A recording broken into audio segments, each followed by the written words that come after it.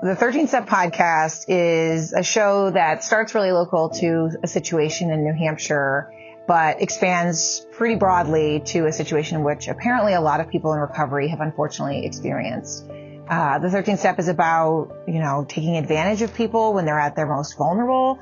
It's about, the stigma regarding substance use disorder. It's about, powerful people taking advantage of a vulnerable population.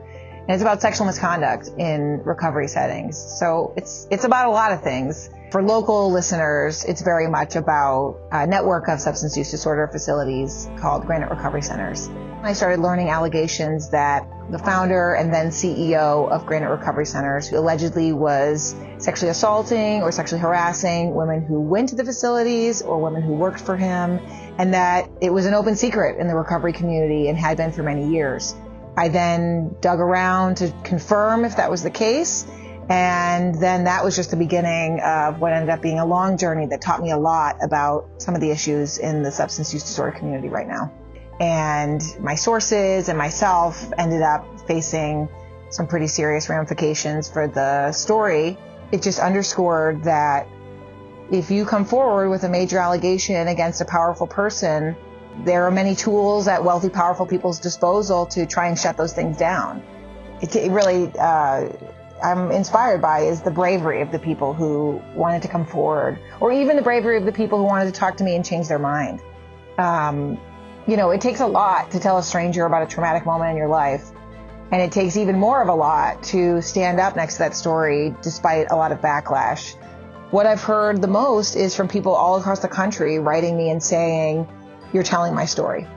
And that's awful, right? I mean, it's terrible when you're right, but it shows that this really is a huge systemic issue. But I also want to say, some of the most gratifying stuff has been from people who work in the recovery community in New Hampshire, people who knew this was a problem and didn't know what to do about it, and people who felt like this podcast was almost made for them. I had a conversation with a woman whose brother had died of an overdose.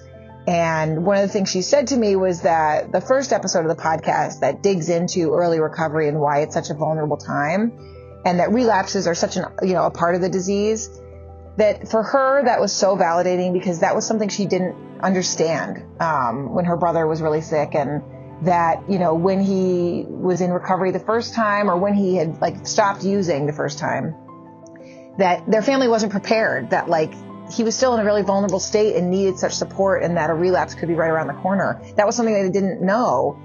And to hear that in the podcast for her was really validating. And that just that makes it worth it for me right there. I mean, the fact that anyone can feel validated in their own experience, or that it can help teach people what this awful, very, comprehensive, complex disease is really like for the people experiencing it and their families. I mean, that's a great impact as far as I'm concerned.